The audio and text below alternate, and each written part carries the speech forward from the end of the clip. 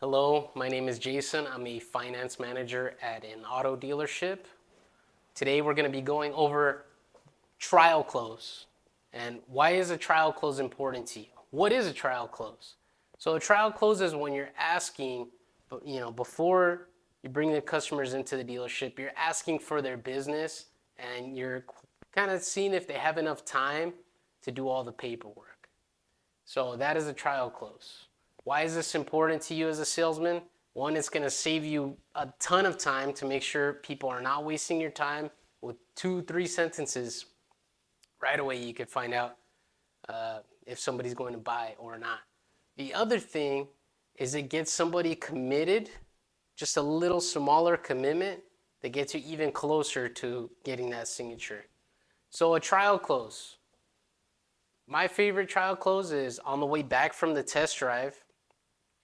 I usually sit in the front. If I'm sitting in the back, regardless, I say, all right, guys, does this car meet all the requirements? Yeah, it meets all the requirements. Okay, perfect. And if I could get this one in your budget, you'll take this one, right? Well, yeah, if you could get it in our budget, or yeah, well, it depends on the payments. Well, yeah, right. If the payments are good, then you guys have time for the paperwork today? Yeah, we have time for the paperwork. Awesome. Follow me. Take a picture of the VIN, take a picture of the miles, walk them straight in, sit them down. Married, unmarried, separated. First question on the credit app, get right to it. And that's the best way to know if the customer is ready to buy, if they have time. Any objections that they're going to give you, they're going to give them to you after those questions.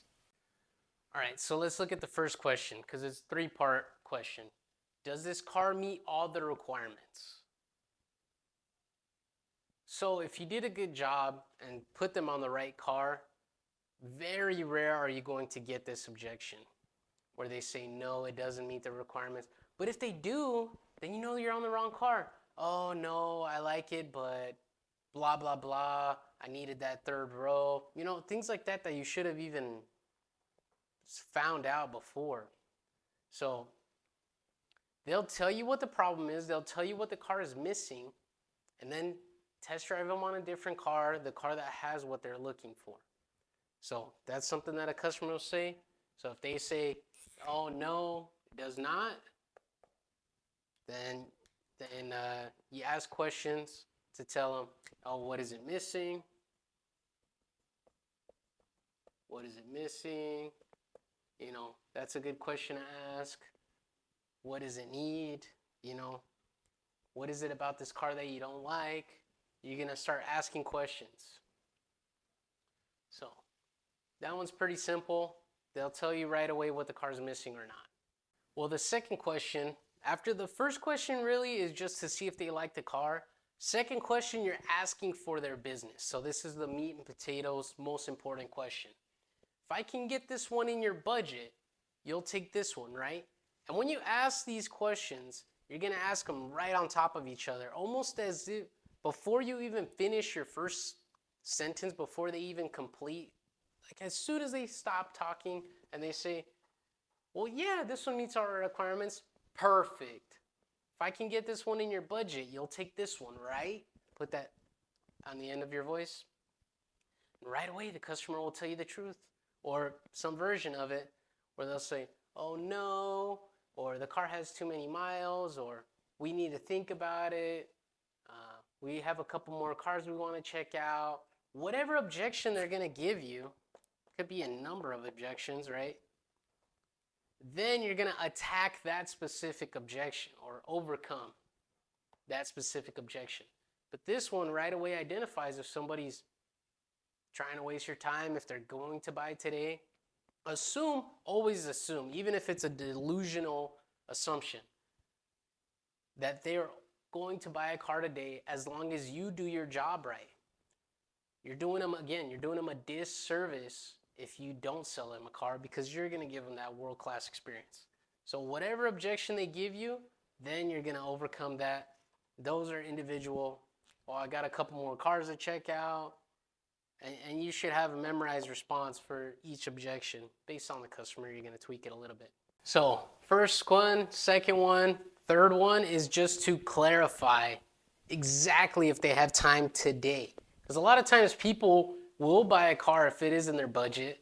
Maybe they're not paying for it. The money's coming from somebody else, it's coming from an insurance claim. They need to sell their trade-in first. Mom's in Africa and she's not going to be back for 2 weeks. Whatever the case may be, this third question ties it all together and makes sure they buy the car today, or at least they have the commitment today. So, and you have time for the paperwork, right? That one goes immediately. If I can get this one in your budget, you'll take this one, right? Well, yeah, if you could get this one in our budget or whatever, let's say they give you an objection, you overcome it. Then right as soon as they finish their sentence again, and you have time for the paperwork? Yeah, like it's something small. Make it as if it's super small. And you have time for the paperwork, right? Oh, yeah, we have time for the paperwork. Perfect. Follow me. And everything you say, at this point, you're getting them excited.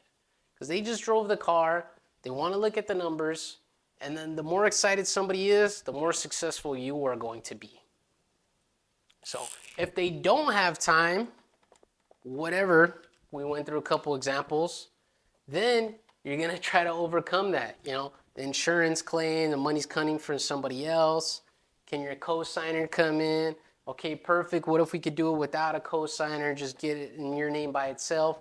Whatever objection they give you, then you overcome that. But once you have all three of these with the green light, very, very rare that your managers, and so once you have this, do your credit app, ask them how much down payment they want to do, and then, oh, are you guys excited? Yeah, we're excited. Perfect. Take that straight to your manager and say, I have time to do the paperwork, and they're committed to buy. And I guarantee you, your manager is going to want to work with you a lot more if you have these two things versus you got somebody kind of wishy-washy. And just 3 questions. With just these 3 questions. And again, and if there's no to any of it, and you can't overcome the objection, get a manager involved, get a senior salesman involved, have them take a turn, talk to the customer. That's if you can't overcome the objection. So in all, 3 simple questions. Does this car meet all the requirements? Yeah, it meets all the requirements. Perfect. If I can get this one in your budget, you'll take this one, right? Yeah, we'll take it. Yeah, if you could get it in our budget. All right, and you have time for the paperwork. Yeah, we have time for the paperwork. Perfect. Follow me. And there you go. That's your deal. So again, this is the trial close. Use this on every single deal to make sure you're saving your time and the customers. It might be a deal for tomorrow. And remember, if they came into the car dealership, they are here to buy. And the only way they leave is if you're not doing your job right. All right. Again, my name is Jason. I'm a finance manager at a dealership, at an auto dealership. If you need any help, please let me know. Email me, like the video, subscribe. If you want to add anything, or you think there's a better way to do this, or you disagree with me, leave a comment. I might even make a video response to your comment. Good luck.